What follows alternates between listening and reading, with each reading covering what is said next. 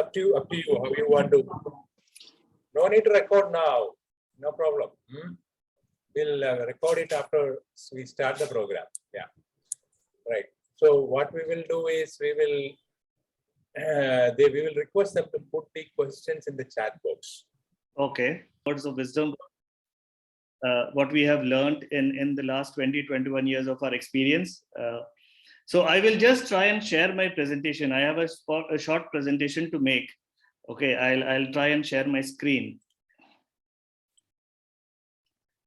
Okay, I hope everyone can see my screen, right? Yes, sir, it's visible. Okay, great. So a warm welcome to each and every one of you. Okay, we at Myforexeye always strive and look forward to interacting with people and educating people about Forex markets. Unfortunately, in India, there are a lot of exporters, there is a lot of importers, but the level of understanding of Forex is quite low and quite poor, because of which they end up losing a lot of money, which otherwise with small efforts and small initiatives, they can look at improving their bottom line. And all of you as exporters, Forex is directly related to you. Forex has a direct impact on you. The rupee gains and you have a big hit on your bottom line. Rupee weakens and that improves your bottom line. So here in the next 1.5 to 2 hours, I would try and explain as much as I can about the Forex markets, the various things that happen in the Forex markets, what are the best practices, how you should look at improving your bottom line in terms of optimizing interest costs. So I'll begin one by one. I'll have a detailed presentation, and then we'll also tell you something about our mobile application, which tries and solves a lot of problems which exporters and importers are facing in India. Okay, so let me address one by one. Okay, so this is the agenda for the evening or the afternoon for that matter.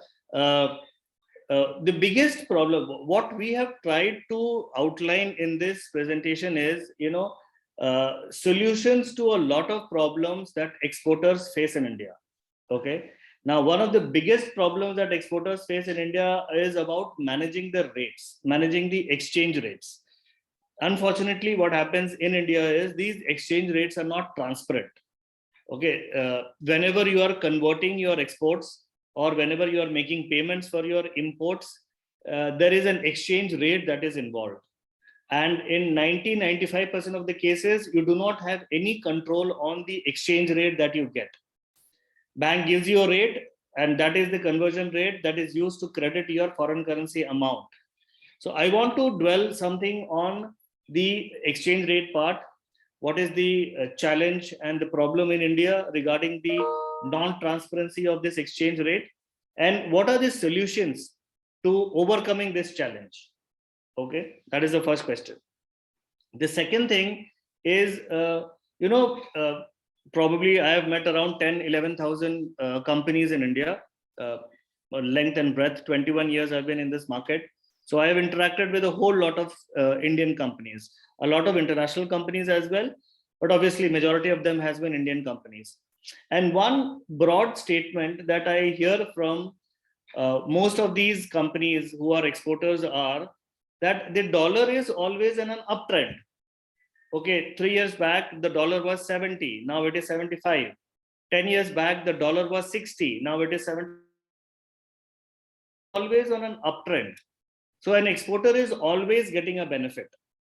And since the exporter is getting a benefit because of a continuously rising exchange rate, they are not looking at any instruments to hedge risk.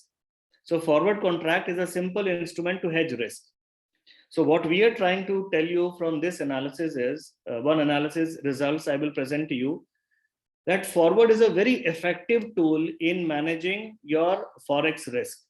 And I will give you facts and figures of the last 21 years.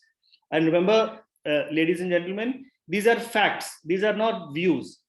Okay, I'll explain. When I'll come to that point, I'll explain in detail. Another point that I want to dwell upon for all of your benefit, for all of your exporters' benefit, is about optimizing interest cost on your exports. All of you are exporters. Okay, so you can avail export funding from your banks. And how do I optimize that funding? I will talk about on point number 3. Point number 4 is something which all exporters and importers ask me. Okay, see, predominantly I've been a Forex guy, so everyone addresses their Forex questions to me. Okay, and wherever I go, whoever I meet, whichever association, whichever seminar, whichever webinar I go, everyone asks me, Mr. Victor, where is the dollar going to go? Is it going to go to 72 or is it going to go to 78? Please tell me. Okay. So I'll try and answer that question. Where is it going to go? Whether it is going to go to 72 or 78. Another point what we want to highlight on this webinar is, for the benefit of each and every one of you, we have a mobile application, and that technology is, handy for you, and that is used to address a lot of Forex challenges and problems of India. Okay, that mobile application solves a lot of problems. So I'll give you a small bit of a background and a small demo of our mobile application and what is it capable of doing. Towards the end, we will have a dedicated time for your question answers. So what I would suggest is, I'm sure all of you will have a lot of questions. Anju ma'am has already indicated that she has a lot of questions, which is like great. I look forward to answering all of your questions. So we will have a dedicated time for question answers towards the end of the session. Okay, so you might, if you have questions in between, you might as well write down on the chat box. Okay, once the presentation is over, I will look at the chat box and I will try and address each and every question to you. Great. So let's start. Okay, now the biggest problem in India about managing rates. How do I control the Forex rates? Okay, the biggest challenge in India. Now, before understanding how to control rates, one of the first thing that you need to look at is, what is your Forex transaction? If you are getting an export receivable, okay, and that needs to be converted today itself, then what is the transaction type? Okay, first thing you need to understand, what is my Forex transaction type? Now, if you get your receivable and you need to convert today, then that transaction is called a cash transaction. Remember the rate that you see on public domains or on any places, the exchange rate, let's take is 75.05. The exchange rate that you see anywhere on a mobile application or on the public domain or on a website, wherever you see, that exchange rate is the spot rate. Okay, that exchange rate is the spot rate. Spot rate is a rate which is used to settle after 2 working days. Okay, spot rate is the rate that is used to settle after 2 working days, which means that if I need to settle my transaction today, and what does settlement mean? Settlement means that I need the debit or credit in my account. Happens 90% of the transactions is the debit or the credit happens today itself. It has to happen today. Okay, so that if the debit or credit has to happen in the account today, that is called a cash transaction. Okay, you get your dollars, let's say you get $2 lakh or $3 lakh. That dollars to be converted today means it's a value cash transaction. Okay, now cash rate is a simple spot rate minus a small component called cash spot. Okay, so understand that there is a spot rate. Spot rate is used if I want to get a credit 2 days later. If I want to get a credit today, then it has to be spot rate minus an interest for 2 days, or what is called as cash spot for 2 days, which is usually anything between 2, 3, 4, 5 paisa. So spot minus 2, 3, 4, 5 paisa is the cash rate. That is the rate that is used for a credit today. Okay, so today's rate, I get spot minus cash spot, that is cash rate. If I want to settle today, if I want to settle tomorrow, I do a trade today, fix the rate today, and want to get a settlement or a credit tomorrow, then it is called a TOM rate. Tom rate, a similar methodology, spot rate minus the Tom spot, interest for 1 day, that is called the Tom rate. So if you want to get the credit on the T+2, today plus 2 working day on the second day, then it is called a spot rate. Any settlement or any transaction that you do for fixing a rate any day beyond the spot rate, that is called a forward rate. Let's take, I'm sitting on 2nd of December and I want to book a forward for, let's take 31st of March. Okay, so I fix a rate today for a settlement on 31st March, that is called a forward rate. In this slide, in the next slide, I have just put it down. If you see carefully, I have just put down all the transaction types and what are the variables which are used for each transaction type. So if I have a cash transaction, then it is spot rate minus cash spot. Okay, and understand there is this bank margin which is used for all transactions. Bank margin is simply the compensation that you pay to the bank for every Forex conversion. It is like 2 paisa per foreign currency, 3 paisa per dollar, or 4 paisa per euro. So that is the bank margin. It is a fixed bank margin that you pay for every Forex conversion. Okay, so it is like you are providing a compensation to your bank for the conversion services that they are providing to you. Okay, so bank margin will be there for all your transactions. So spot rate is what is used for all transactions. Bank margin is used for all transactions. Okay, and if you want to do a cash, then cash spot will be deducted. If you want to do a Tom, then Tom spot will be deducted. And if you want to do a spot, then nothing will be deducted, only the margin will be deducted. And if you want to do a forward, then you get a forward premium. Forward premium for those many days. Normally for dollar INR, the forward premium is anything around 23, 24, 25 paisa per month. Okay, so as I was telling you, to understand the mismanagement of rates, the first thing that you need to understand is what is the transaction type that I have? What is the transaction I'm trying to do? Am I trying to do a cash transaction? If you wanted to do a cash transaction, then understand what is the mathematics, what is the methodology.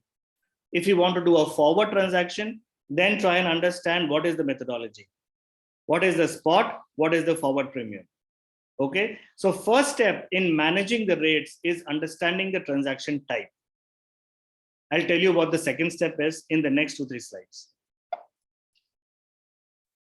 Okay, now this first sentence, what is highlighted in blue on the top of this slide, I always feel banks overcharge when they are converting foreign exchange. Okay, again, ladies and gentlemen, this is something that I have heard from a majority of the companies in India. Okay, there is a huge lack of transparency of Forex rates in India. Okay, we get rates, but we get in public platforms. The rates that are there in the public platforms are delayed. They are delayed by a minimum of 300 seconds or 5 minutes, a minimum delay of 5 minutes. There are a lot of public domains which quote as long delay as 10 minutes. So the question is, where do you get real-time prices? Where do you get live spot rates? You do get live spot rates, but live spot rate comes in terminals. Okay, you've heard of Thomson Reuters terminal, you might have heard of Bloomberg terminal. So live rates, live data comes in terminals. Okay, and these terminals are very expensive. They are beyond the reach of normal exporters and importers. So what we are trying to do is, we are trying to create that transparency. Okay, we are trying to eliminate that opacity problem. I'll tell you about how our mobile application overcomes that problem. But understand, as of now, the problem is because of the lack of transparency of the rates. First is the lack of transparency. Second is the lack of full understanding of the Forex market. So if you understand your transaction type, if you get the Forex data right, you have solved 50% of the Forex problem. Now in India, what we have seen is, remember I told you about bank margin. Bank margin, understand, all of you exporters and probably some importers, bank margin is a cost to you. It is a cost. It is a compensation to the bank, and it is a cost to you. And since it is a cost to you, you want to keep it at the minimum. And since it is a compensation to the bank wants to keep it at the maximum.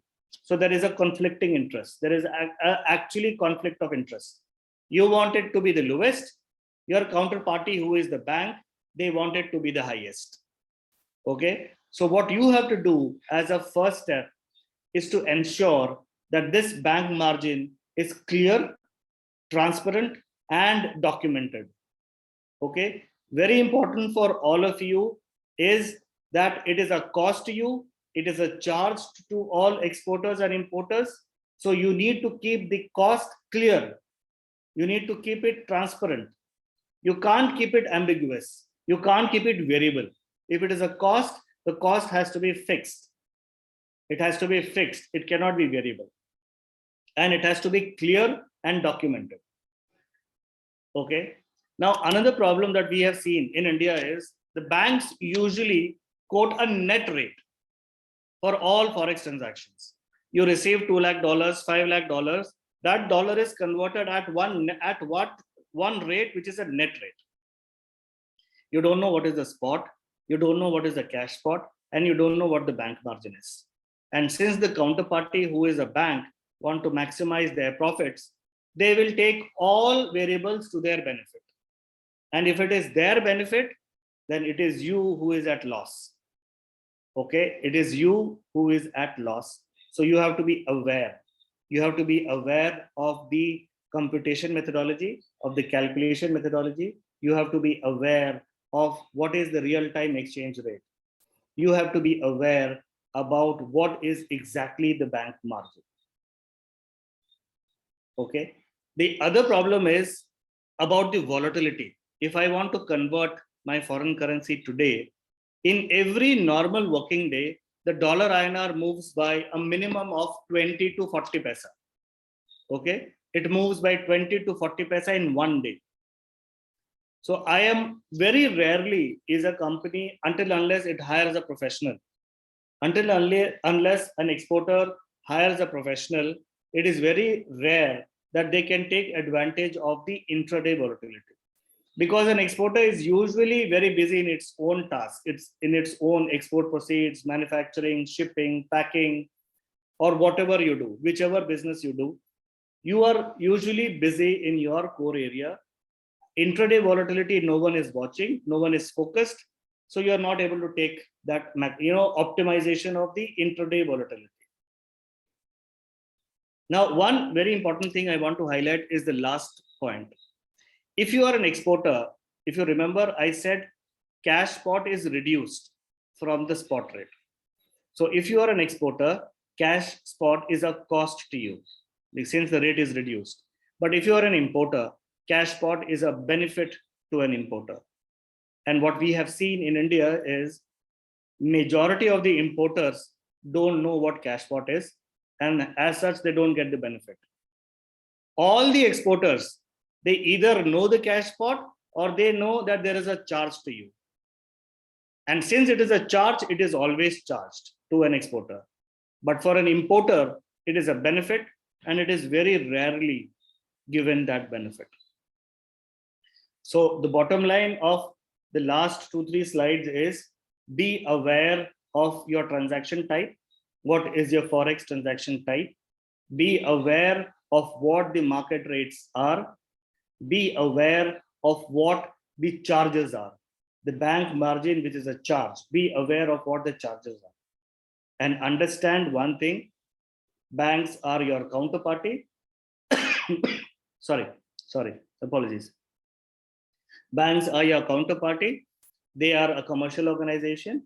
They also have their own business interests. So they are looking to maximize their profits. So if they are maximizing their profit, the profit comes at your expense. And it is, since it is your expense, you need to be smart enough to reduce that expense as less as possible. Okay, so the conclusion is be aware of different things, be aware of the calculations, be aware of the live real-time data. And once you become aware, all these charges, all these costs becomes minimal. And remember, once you become aware, that reduced cost benefit to you will be till eternity. Once you have learned it forever. So once you have implemented a positive change in the organization, the benefit of that change will be there forever for you. Okay. Again, ladies and gentlemen, any questions you have, either put down on the chat box or please write it down somewhere. We will take it up towards the end of the session. Okay, great. One more thing, a small thing I wanted to tell you about the rates part is whenever I'm doing a forward, okay, whenever I'm doing a forward, you get a forward premium. Okay, you get a forward premium. There are various ways of doing this forward. How do I do it? What kind of forwards do I do it? Is something that I need to answer. See, when you do a forward, there are two types of forwards. You can do a forward for a particular fixed date, or you can do a forward for a period, a window, what we call as a window forward. Okay. So if it is a window forward, that maximum window as per the current regulations, maximum window is for 30 days.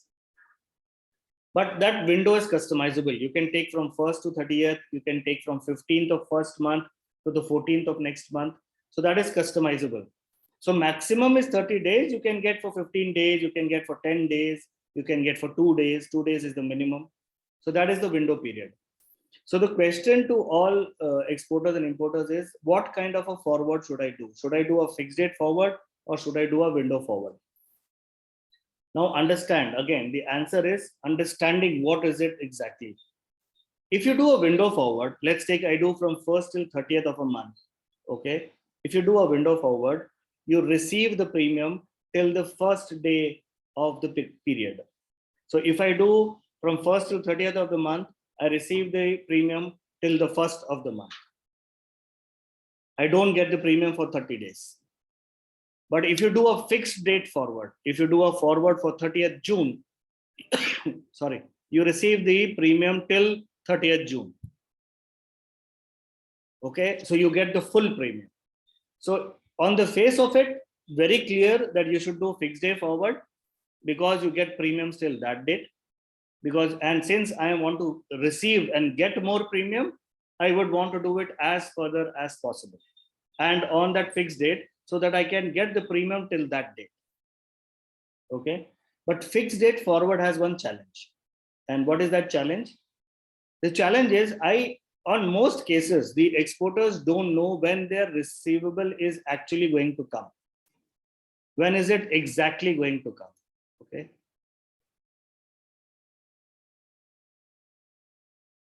Okay, Mr. Naresh, I will answer your question. Good that you have put it on the chat box. And Mr. Rameshwar also, good that you have put it on the chat box. I will minimize this now, but be rest assured we have a 30-minute dedicated time for the question answers. So I will take up each and every one of your questions and respond to you. Okay, I typically don't want to get it in between because this gets to drag on a bit.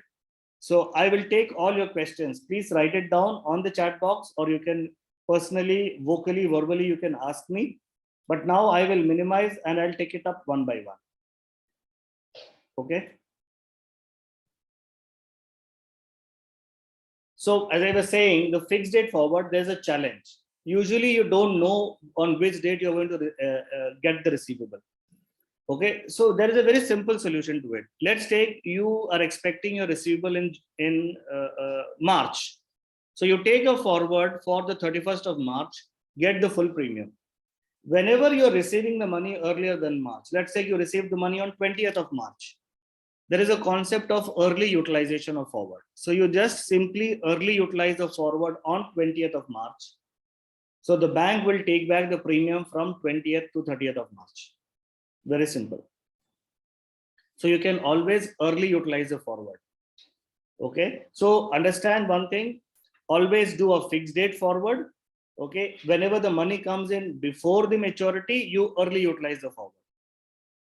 Okay, now the next question is, if it is so easy, Mr. Victor, then why did window forward ever arise? Why was it there in the first place?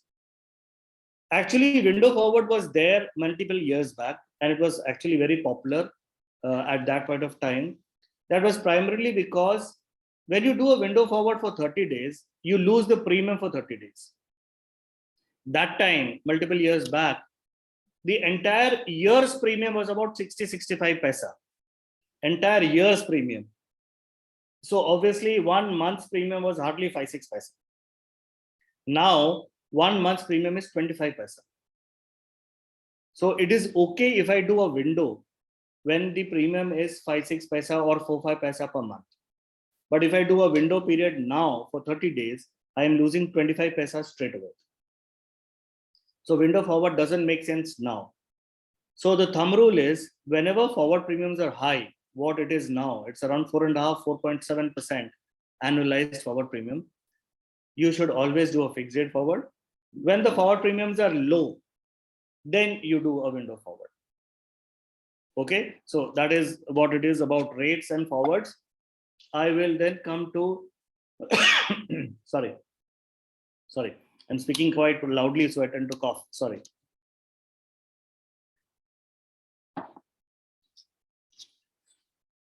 A small misguidance by a lot of exporters. Obviously, I apology to all of you. I do not want to demean or show exporters in a negative light. No objective, no intention at all of something of that.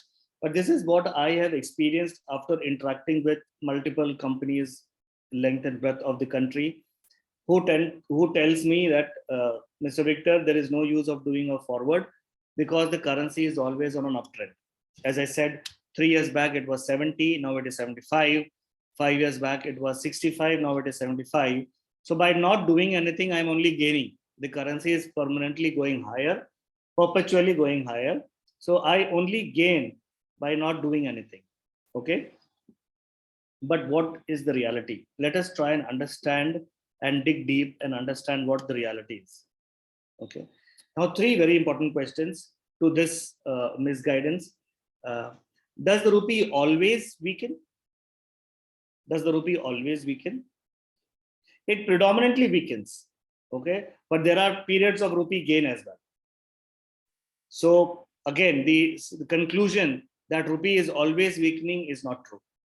It weakens the majority of the time, but it gains also. What about forward premiums? What about dollar INR forward premiums? Because whenever I take a forward hedge, I receive a premium. So I already received something in advance, even though the delivery is in the future. Okay. So that variable also needs to be looked at. So the big question is, are we looking at the complete picture? If the currency is continuously going higher, and I presume that it is always beneficial to me, am I looking at the complete picture? So the next 2-3 slides will answer those questions. Okay. Now, we did a very small research. Okay. Again, as I was telling you earlier, ladies and gentlemen, it is actual research from actual market data. This is not an opinion. This is not a view. Okay. This is hardcore facts. These are figures which can be verified by any of you if you get market data and do a similar research. If you do a similar research, the result and the conclusion will be very, very similar. So understand, I am not presenting a view here. I am presenting hardcore facts. Now let me tell you what is the simple research that we did. We took data from 1st Jan to it is an analysis of the last 21 years. An analysis of the last 21 years. Okay. Every day, every working day, we did a forward. We did 3 forwards. 1 forward for 3-month maturity, 1 forward for 6-month maturity, and 1 forward for 12-month maturity. Okay. So every working day, we did 3 forwards. 3-month maturity, 6-month maturity, 12-month maturity. Okay, very simple. On the maturity of these forwards, okay, so if I do a forward for 3 months later, then I analyze after 3 months what was the spot on that day, what we call as the spot at maturity. I compare that forward rate with that spot at maturity. Okay, so it is a simple comparison between a forward rate and the spot at maturity for every day I am doing. So maturity is falling on every day. And I am doing this analysis for the last 21 years. So it is a 3-month forward comparison with spotted maturity, 6 months forward comparison with spotted maturity, and 12-month forward rate comparison with spotted maturity. Okay, so in effect, what I'm simply doing is, when I do a forward, I get the forward premium. You are an exporter, so you get that forward premium. You receive that forward premium. And if I don't do anything and I just do a spot at maturity, then it is the natural rupee depreciation that is happening. So it is a simple comparison between dollar INR forward premiums and the natural rupee depreciation. So I'm trying to analyze that over a long period of time, how much has been the forward premium and how much has been the rupee depreciation. So the results are quite interesting. All of you should certainly understand and evaluate what these results are. Okay, now the results are, I'll tell you. For 3 months, the average forward premiums have been 4.4%. The average rupee weakening has been 2.68%, which means that the forward premiums that I'm receiving is around 4.4%, and the rupee depreciation, what I am risking, is 2.7% for 3 months. So the difference of gain by doing a simple forward is 1.75%.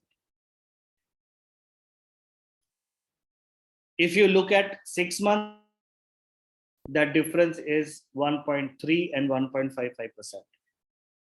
What does this conclusively tell you?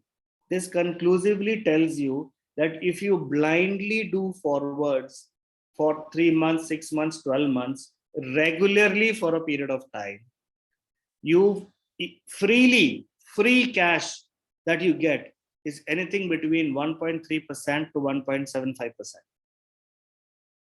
Just by blindly selling forward dollars. Okay, that is concluded. Another interesting conclusion is that when I'm doing this forward versus open, how many times have I been successful? Okay, obviously sometimes the spot at maturity is more than the forward rate, so an exporter loses. Okay, so there is a lost trade and there is a successful trade. The percentage of successful trades is as high as 65%. And remember, this is a very high success ratio. By blindly doing it, 65% of the time you are right.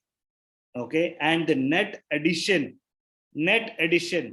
benefit to an exporter is freely available 1.3% to 1.75%, depending upon your spot at maturity, depending upon the premiums or the forward trading that we are doing.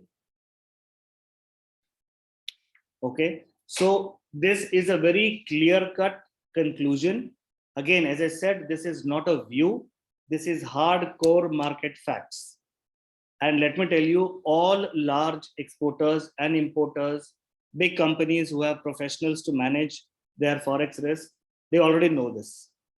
A lot of market traders already know this.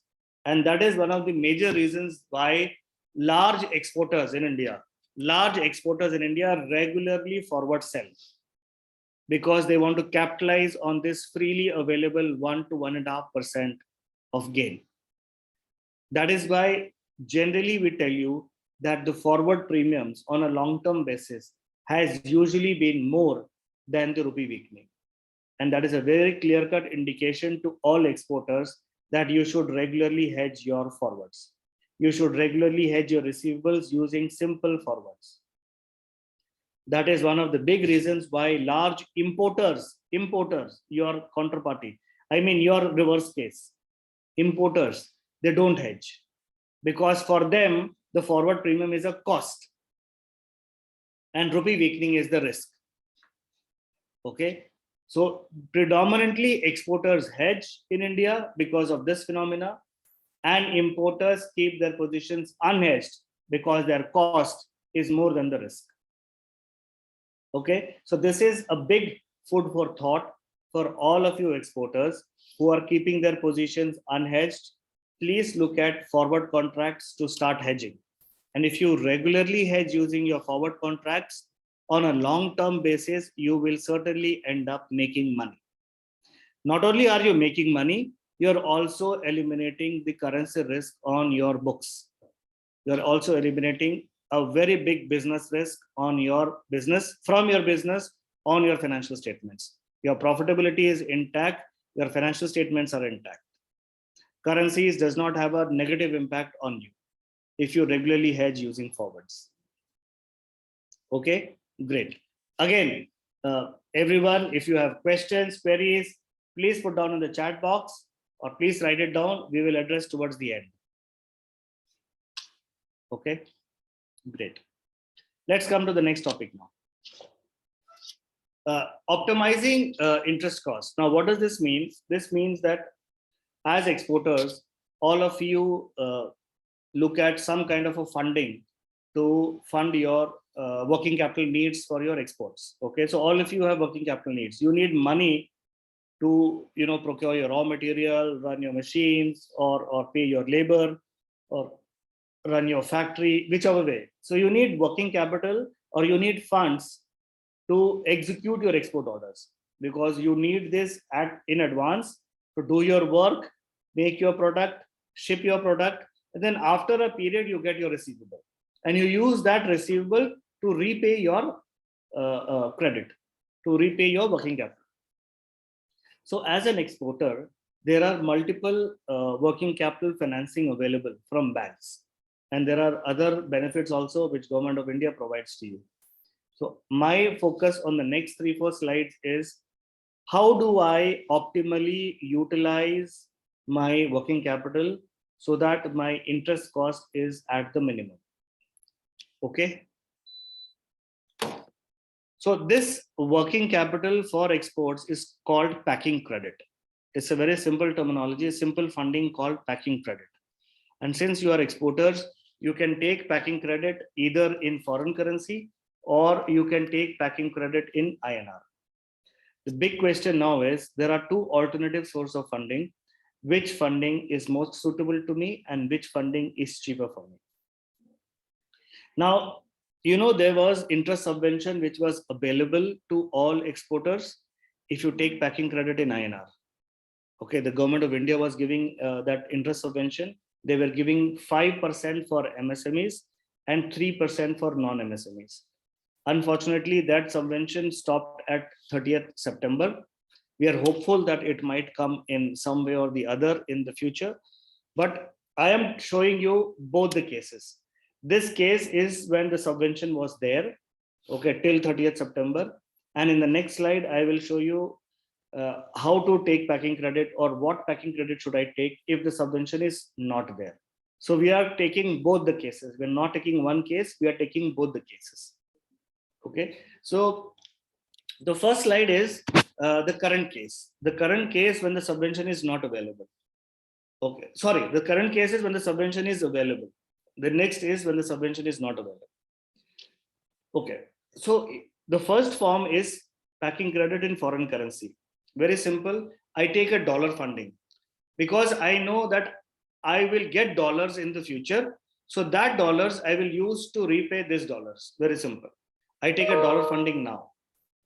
So if I take a dollar funding now, I pay dollar cost, I mean dollar interest cost, and the spread. Spread again is the bank's charge. So what is that? LIBOR. LIBOR is the interest cost. Again, not LIBOR anymore. It is short-term funding rate. So whatever is the interest cost on dollar, LIBOR or short-term funding rate, which is around 0.2, 0.3, 0.4%, and the spread, which is around 2.5%. So the total interest cost is anywhere between 2.2 to 2.7%. LIBOR plus spread total interest cost in PCFC, taking packing credit in foreign currency.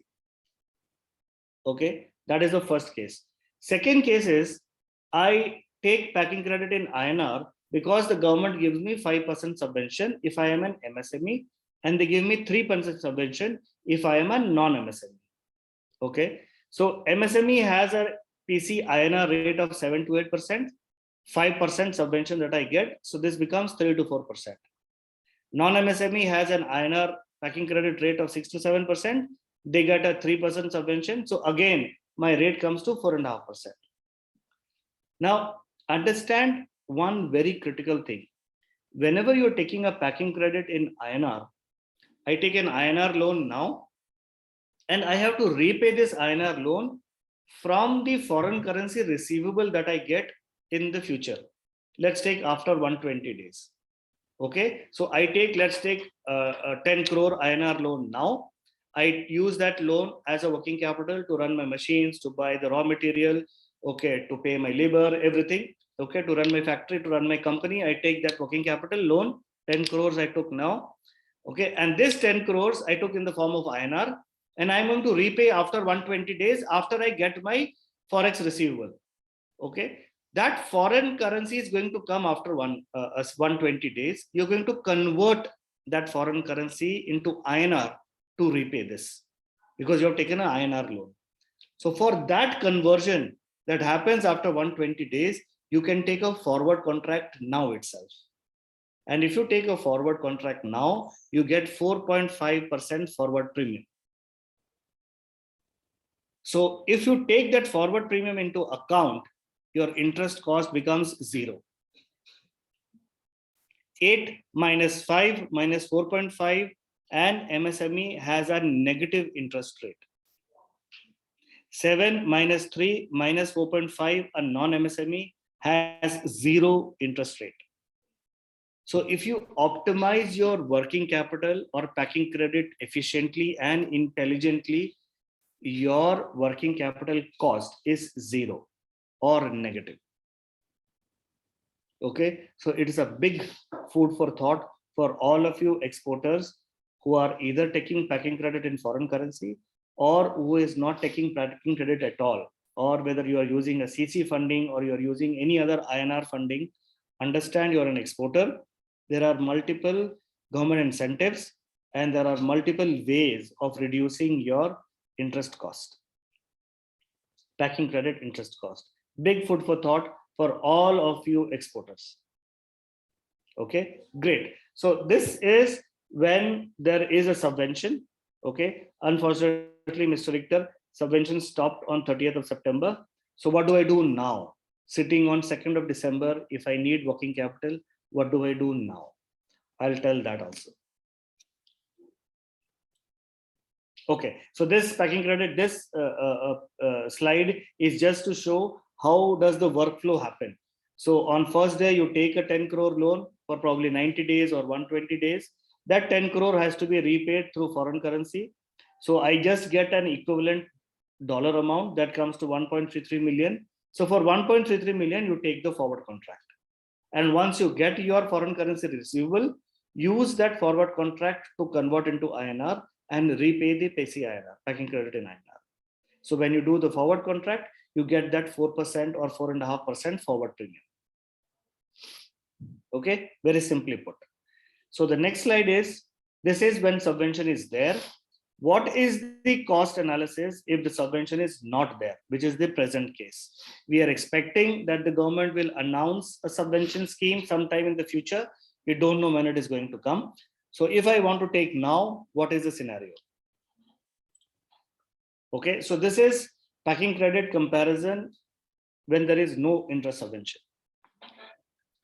So again, PCFC remains the same, 2.5%, around 2.5, 2.7%. Now I have put here, there is no subvention here. If you observe closely, there is no subvention here. I have just put the packing credit INR rate for MSME and non-MSME and simple forward. I'll still do the forward because I have to repay my INR. If I take INR now, I get foreign currency in 120 or 90 days. I have to convert. So for that conversion, I'll take a forward. So still I get 4.5% forward premium. So after that 4.5%, I come to 2.5 to 3.5% and MSME, and 1.5 to 2.5% for non-MSME. Okay, understand, ladies and gentlemen, now the packing credit INR cost is lower. So this 7 and 8, what I'm showing is slightly on the higher side. It is somewhere between 6 to 7. Okay, good export companies are getting packing credit at 6, 6.5. Okay, or maximum 7. So even if I get 7 as my packing credit INR cost and the forward premium is 4.5, I still paid 2.5% only, which is very close to my PCFC rate. Okay, so what does this mean? What does this conclude? There are two thumb rules. Okay, the first very clear-cut thumb rule is if the interest subvention is there on packing credit in INR, very simply avail PCINR. Take a packing credit in INR, convert that into an equivalent amount, take a forward hedge, and cash on the very high forward premiums. Your interest cost, net interest cost becomes 0. So the second rule is if the interest subvention is not there, then you have to evaluate. I have written avail PCINR, but the bottom line is if the interest subvention is not there, you evaluate the cost elements. Okay, LIBOR plus spread, what is my PCFC rate? Okay, PCINR rate minus the forward premium, what is my net interest rate? So it is just a simple comparison between two funding options, whether I take packing credit in foreign currency or I take packing credit in INR. Every time you take a packing credit decision, please do that cost analysis, that what is my interest cost, that will tell you which one should I take. But get all the cost elements clear cut one by one. This, ladies and gentlemen, is a very big input to all of you to optimize your interest cost on export funding. Okay, I have come across a whole lot of exporters in India who take CC for export funding. Okay, CC comes at 8, 9, 10%. Sir, CC is a very high interest rate. CC is used by companies who have domestic operations. You should not use CC. You should use packing credit. And packing credit will heavily reduce your interest cost. Interest cost, again, just like bank margin, is a cost to you. You have to apply your maths, you have to apply your logic and your intelligence and awareness in reducing that interest cost. So all exporters, if you are not taking packing credit, avail packing credit. Get the cost elements correctly. And whenever you get the cost elements correctly, please take the relevant packing credit, whichever the cost is lower. Okay.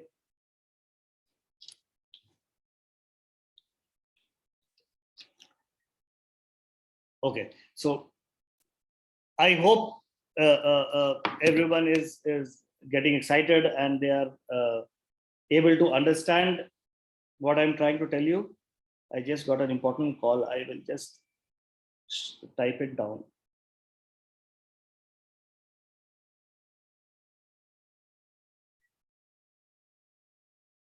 Yeah, I'm back. Okay, so this is a question that everyone asks me every time I make a presentation, every time I speak to a group of people. Everyone asks me this question, Mr. Victor, where is the dollar going? Is it going higher or is it going lower? Where is the dollar going?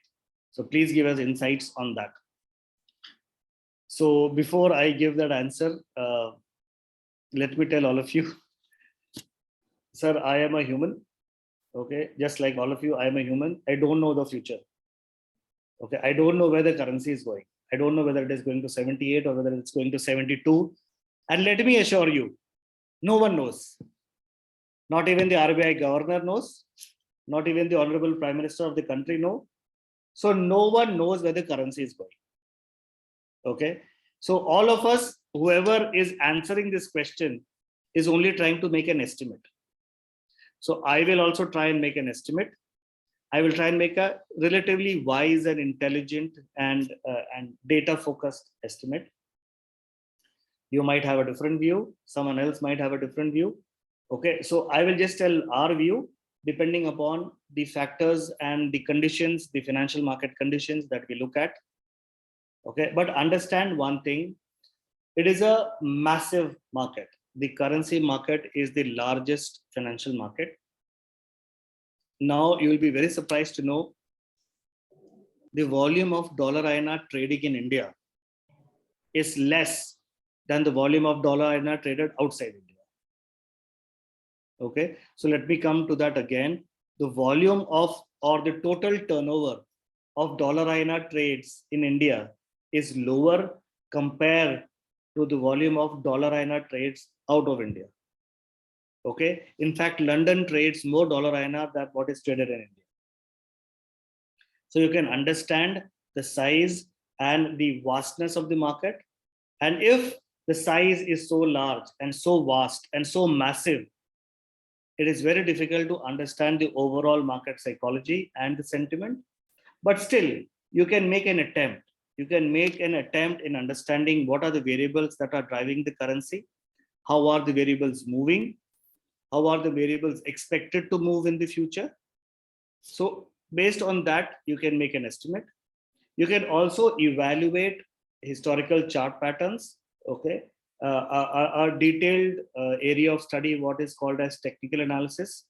So we do a lot of technical. So technical analysis output also, I will show it to you. I'll try and put it in simple words in making you understand what the charts or what the trends are trying to show. Okay, so again, a few people have put in questions. I would want to okay, see exports, packing credit, Mr. Karupasamy, I will answer your question also. Okay, so there are 3 questions. So one by one, I'll come. Okay, so let me just close this now. Let me just finish my presentation. Then we'll come to the question answers. Okay, the question, whether the rupee is headed towards 72 or 78.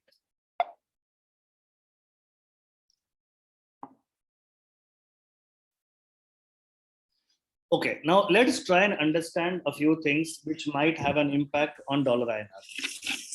See, I have put 5-6 points. Obviously, there are far more and larger number of factors what are driving dollar INR.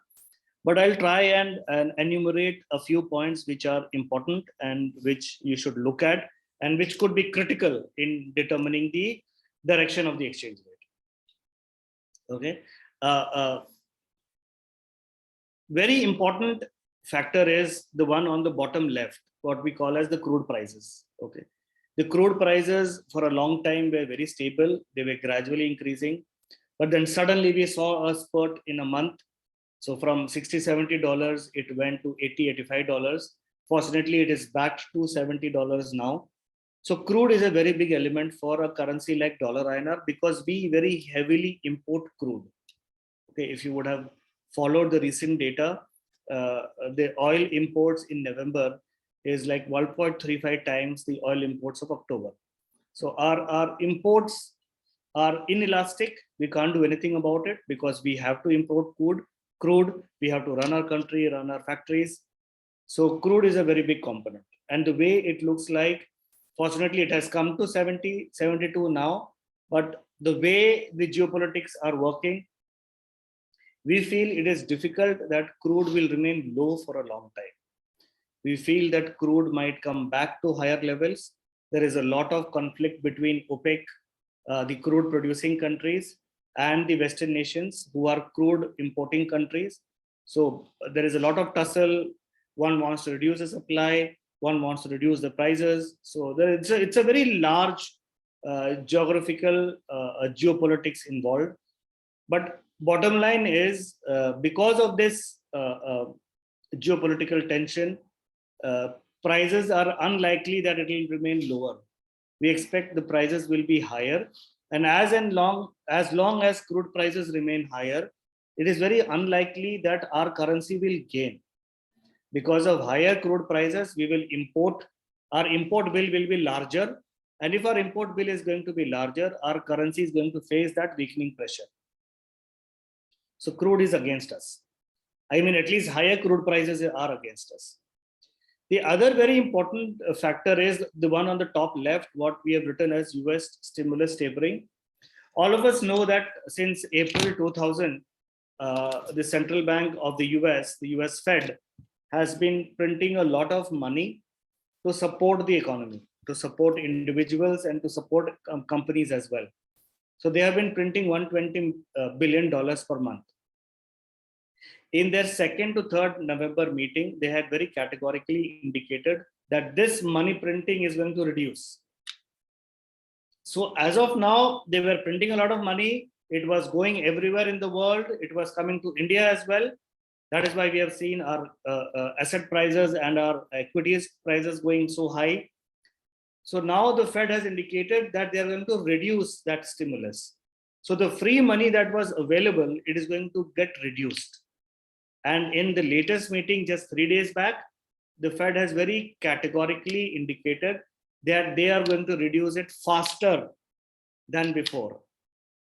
So earlier, the market was expecting that the stimulus reduction will be over in 6 months.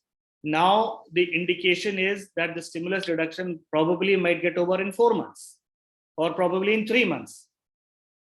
Okay. So this stimulus unwinding, or the broad concept of tapering, that is going to be against INR.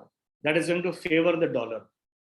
Okay, that is going to favor the dollar. That is going to be against INR. So this is another factor which could pressurize the currency or could pressurize the rupee, because the amount of inflows, the amount of free money that was available is going to be reduced. So that could lead to a possible reduction in the inflows into India. Okay. There are multiple factors. There are a lot of factors I can touch upon. There is RBI as a very big factor. Our central bank plays a very active role in the management of the exchange rate. Usually other central banks don't play that much of an active role, but dollar INR, what we have seen is it is very heavily managed. It is very heavily managed by the RBI, and they don't let the currency appreciate too much. They don't let the currency depreciate too much. So they probably try to maintain a balance. Okay, and what we have seen in the recent past, despite a lot of factors which led to a possibility that rupee might weaken. Okay, it was at 73, 74, 74.50. There were a lot of reasons for rupee to weaken to 75.50, probably 76, but rupee did not weaken beyond 75, 75.20. Okay, so that is the action that the central bank takes. It does not let the currency weaken too much. It does not let the currency gain too much. So there is a RBI action who's trying to do a monitoring and a controlling act. Okay, and obviously the reserve position is very comfortable, so they can do these acts. They have a lot of institutions also to help them. So, and they are superbly competent and capable of managing the exchange rate. Then foreign flows, dollar index, bond yields. There are a lot of facts and figures. But the bottom line that I want to indicate is most of these fundamental factors tend to indicate that next year the currency could face pressure. It is around 74.50 to 75.50 now. So next year we could see it certainly going to 75, 76, or even 77. All the factors that we feel are important and critical factors, what we have analyzed, we feel that this could lead to more rupee weakening or currency weakening in the next year or so. Okay, so this is as far as fundamental goes. Then I'll come to the charts as well. Charts are far more interesting. Okay, so I will want to show you a small chart. I don't want to put you into a lot of technical jargons, but I'll just show you a simple chart. This is a very simple dollar INR chart. It's a weekly chart. You can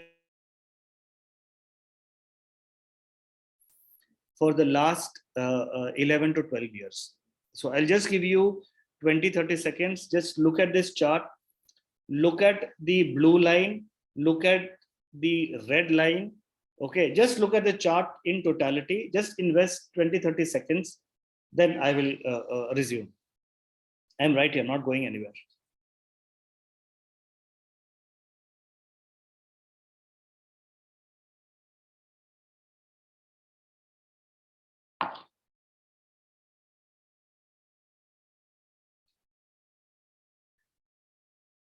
Okay. So if you see, very rightly anticipated by exporters that it is continuously going higher.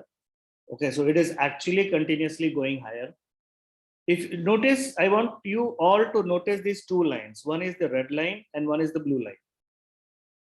Red line is a trend line. It is a straight line. It is not curvy. It is a straight line.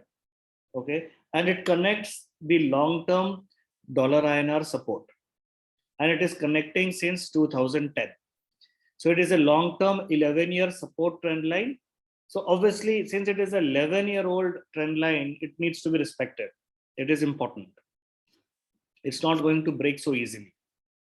And also notice the blue line. The blue line is a curving line. It is not a straight line. It is a curving line. A blue line is a simple moving average. It's just a simple moving average. It is a 89-week moving average. Now, don't ask me why it is 89 and why not 79 or why not 99 or why not 50.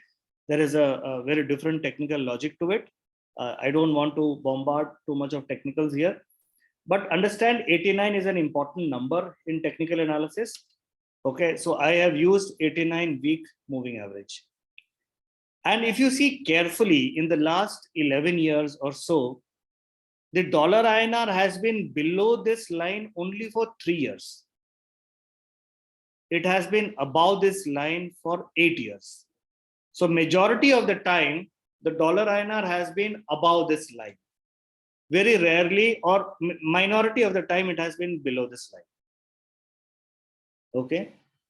So again, ladies and gentlemen, my conclusion for technicals on dollar INR is that at least technically, it is very unlikely that dollar will go below 72.73 because there is a long-term trend line. And to be very honest, very unlikely below 72.73. And since it is on an uptrend, and since I am very close to the blue line, okay, I have very rarely gone below the blue line. I have been majority of the time above the blue line. And the current level of that blue line is 74. Okay. So I'm not saying it might not fall below 74. Just saying that if it falls below 74, it might not remain below 74 for a long time. So the direction is predominantly upward. Okay, so the direction is less probable to be downward. Okay, so the conclusion is two very important conclusions. Very unlikely that it will go below 72, 73. A more probable indication is that it might go to 75, 76, 77 in the next 6 months to 1 year. Okay, so this is as far as the question or the answer to the question that where is the currency going, whether it is going to 72 or going to 78. My bet is, or if you want me to put money, I will put money that it is possibly going towards 78. Very unlikely that it will go to 72 or it will go below 72. Okay, so again, ladies and gentlemen, it is my view. This is a view. This is not fact and figures. This is a view. I might be right. I might be wrong. So don't base your Forex decisions on my view. You base your Forex decisions based on your business benchmarks, business costing. So protect your costing. Don't depend on a view. Protecting your costing and protecting your budgeted levels are far more important than Ritesh Victor's view. Okay, your business is more important. Protecting your bottom line and profitability is more important. My view can be right. My view can be wrong. Okay, great. So this is the last part before the question answers. So I just want to give you a small idea of our mobile application.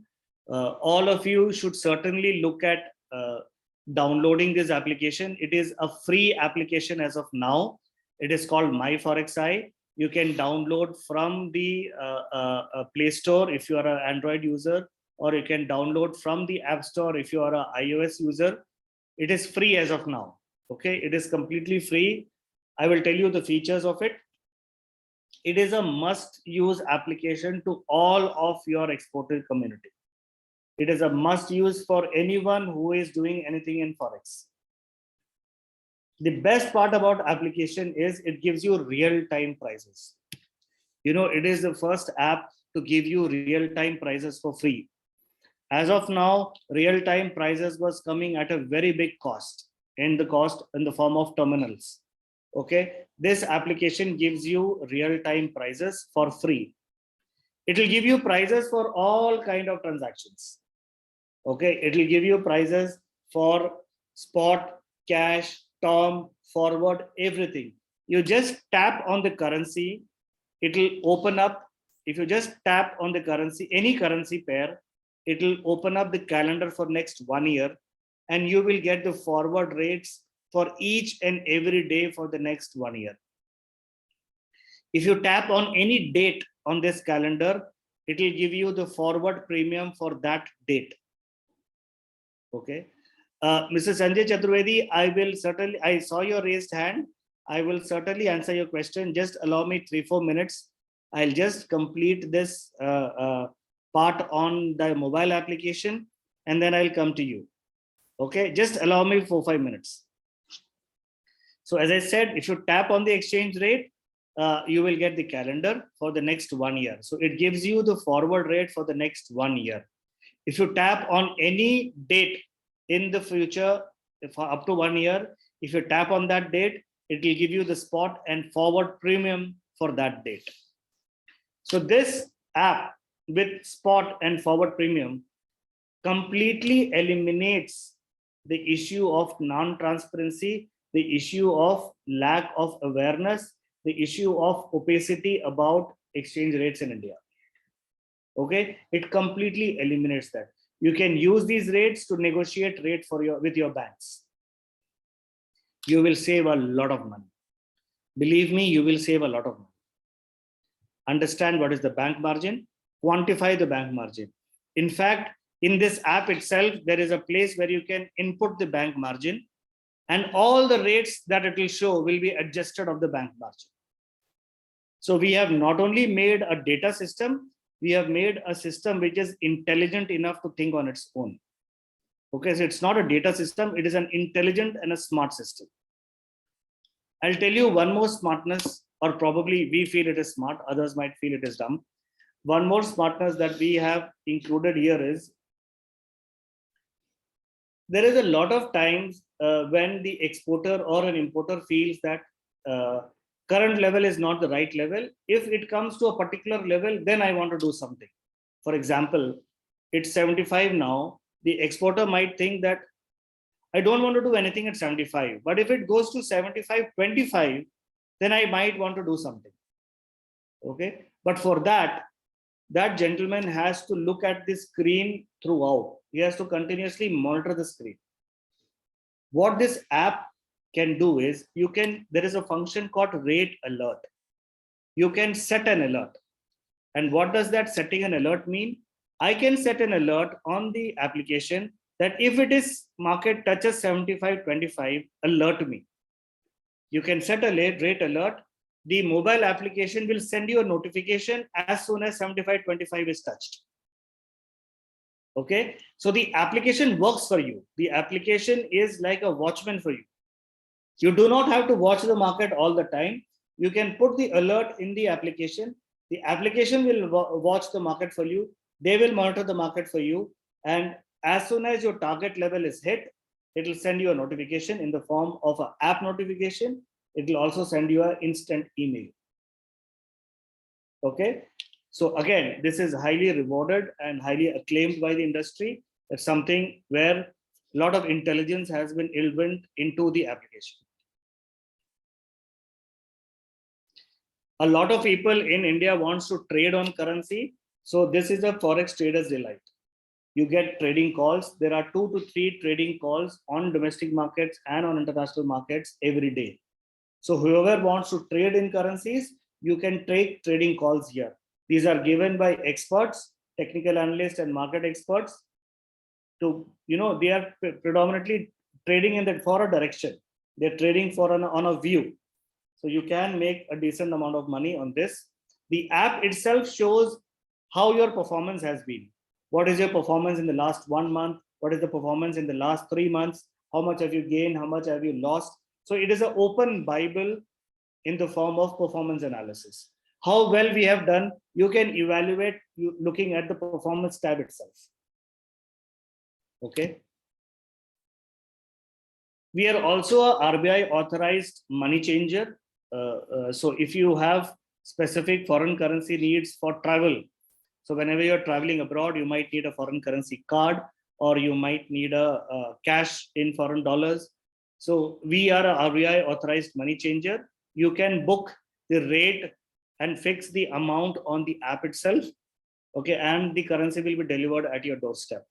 Okay, as of now, we are a Delhi-based company. As of now, this facility is there for Delhi NCR, the National Capital Region, the currency delivering at this doorstep. But we are looking at expanding our network, and very soon, in a few months' time, this facility will be available pan-India. That you order foreign currency anywhere in India, fix the rate, fix the amount and everything, pay the amount, the currency or the card will be delivered at your doorstep anywhere in India. Okay, so that is it from now from my side. I've been blabbering for about almost 1.5 hours now. So all over to you, all over the questions to you. So Anju ma'am, I can start from the chat, or there were a couple of people who raised their hands. If you want to ask the people who raise their hands first, I am fine with that as well. Sir, I would suggest it would be better if you could proceed with the chat box. Okay, great. Let me look I at think all of them who have raised the hands, if you could put it in the chat box, it would have been much easier. I would request anyone having a question, kindly put it in the chat box so that we can answer it one by one. Thank you. Sir, do you want me to read out the questions? Because I just... No, ma'am, let me read it out. I can read it. If I need help, I will certainly ask you. Sure, please. Okay, so Mr. Naresh Vanik, okay.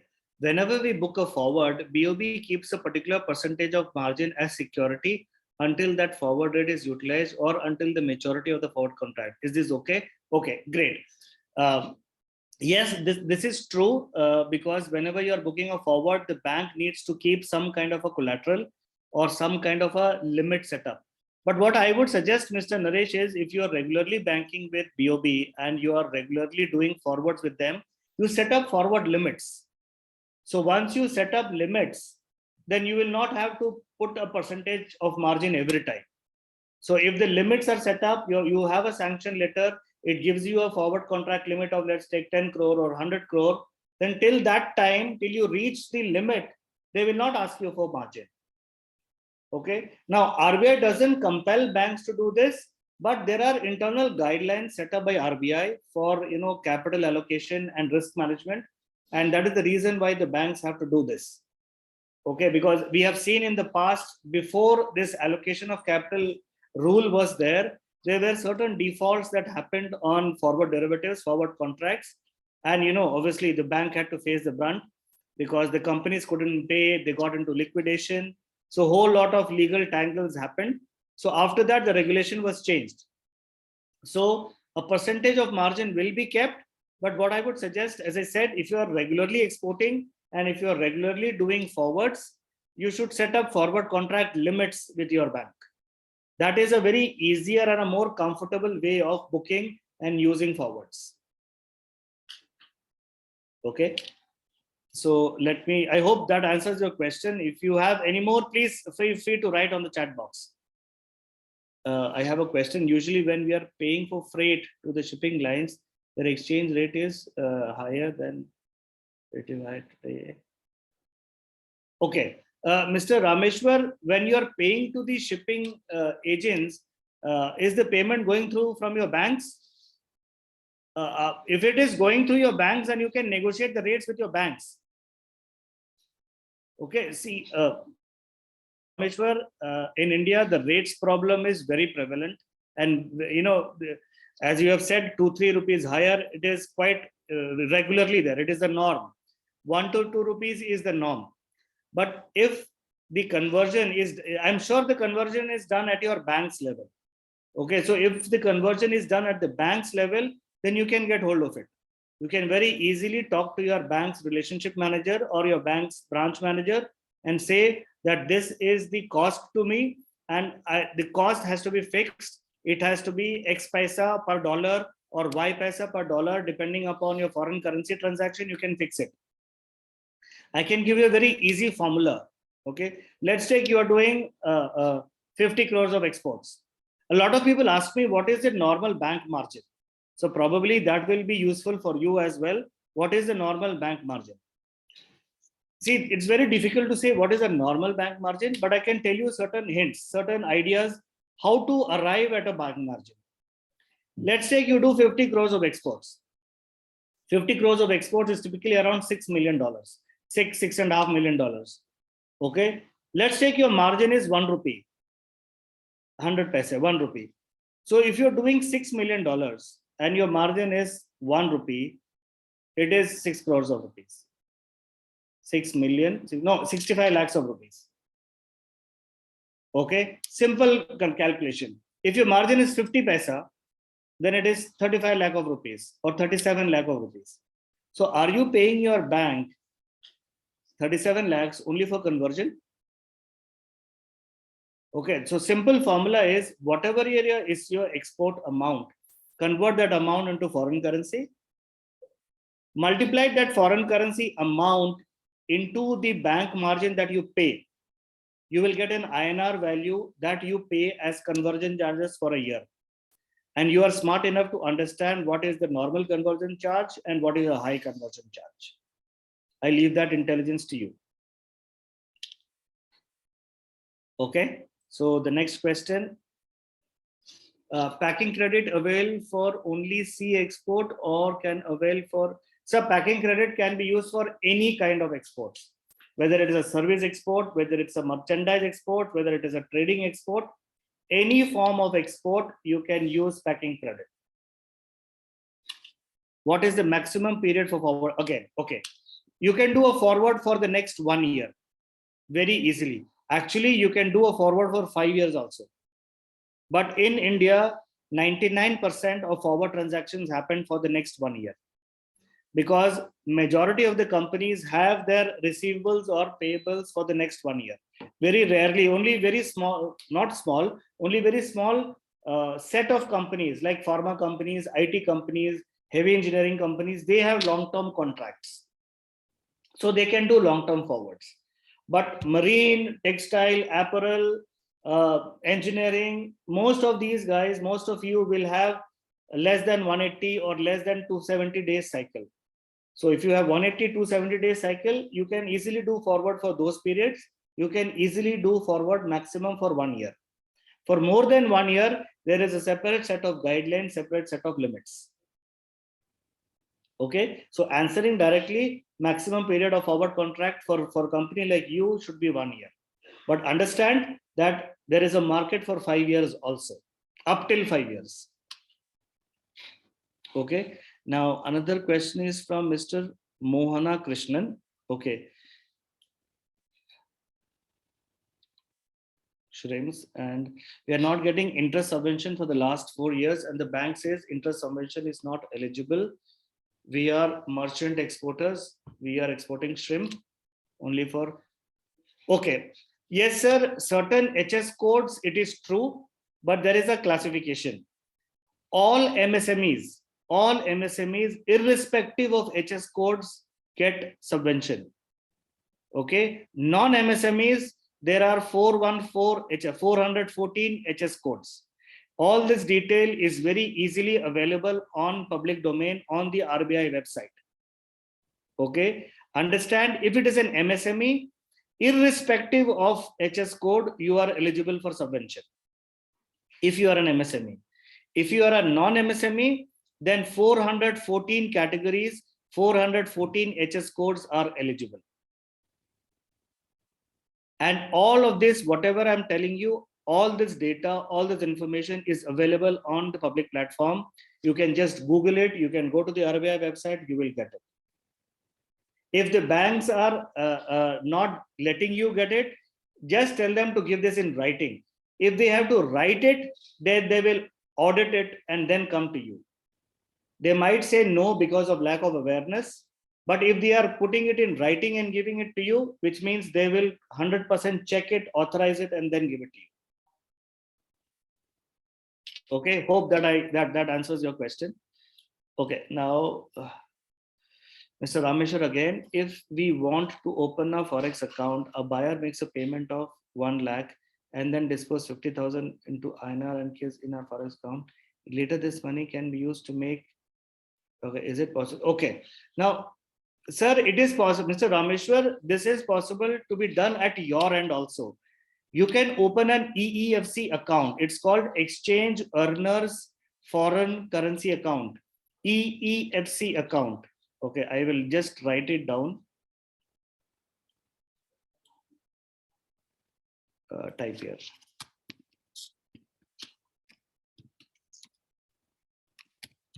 Exchange Earners Foreign.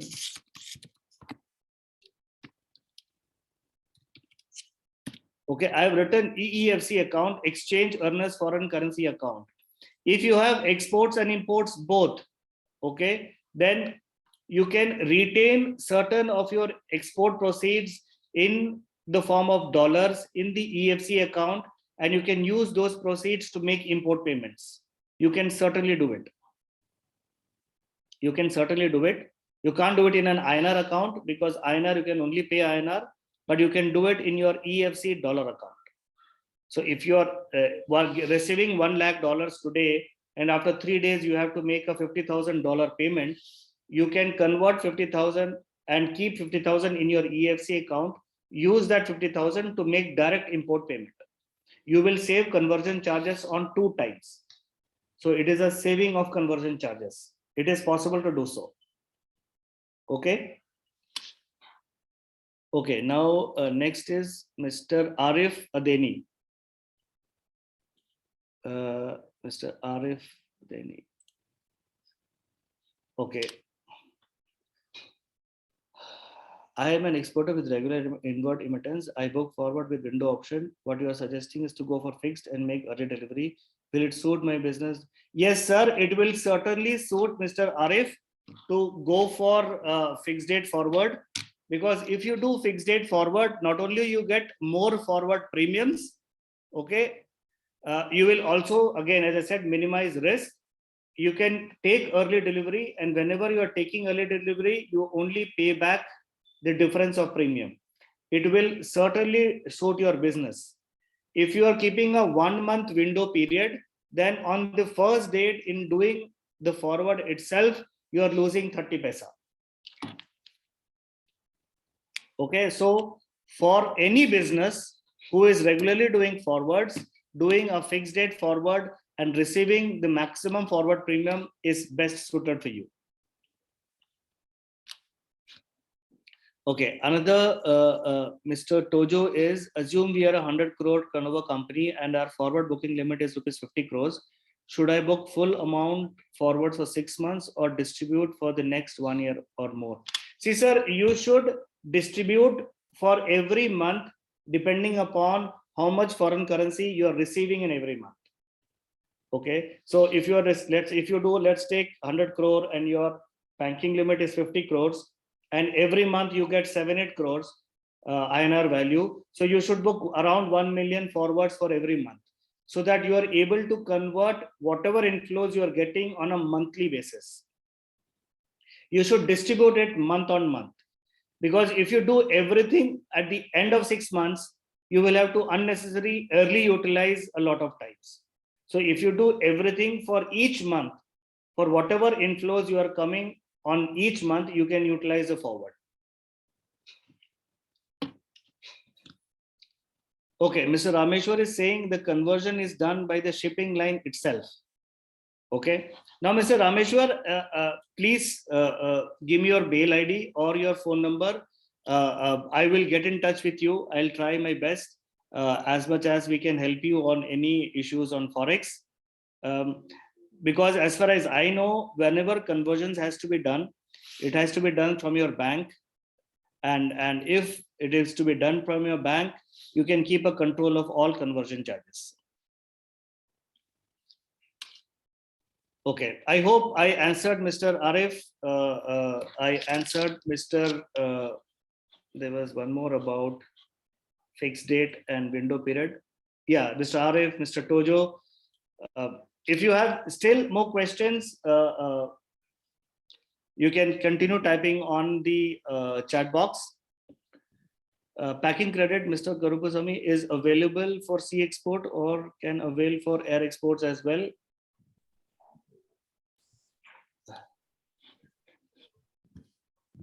Okay, as I said, it can be done for all. Any kind of exports, it can be done. It is not necessary to be done for merchandise or sea or air. It can be done for any kind of exports. As long as it is exports, you can avail packing credit. Sir, Ritesh sir. Yes, sir. Yes, ma'am. Yeah, I think all the questions are answered. And if there are any more questions, you can put in the chat box, or is it okay if we share your contact details, sir, so that if exporters have any query, they can. Yeah, I will. What I'll do is, should I type my mail ID here? Yeah, it would be good, great, sir, if you could just share it.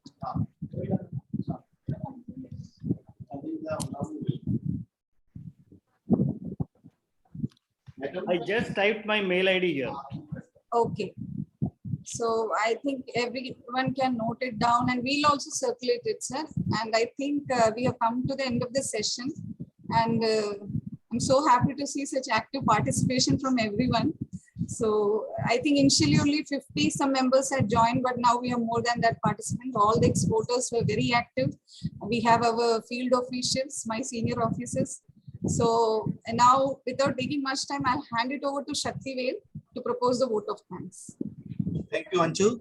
Yeah. And I would like to thank our chairman, director, and joint director for organizing this wonderful webinar. And I am also grateful to the speaker, Mr.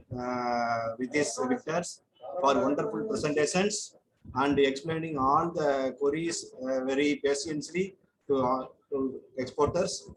And I also immensely thankful to all the exporter friends and my colleagues from RDSRDs for their participations.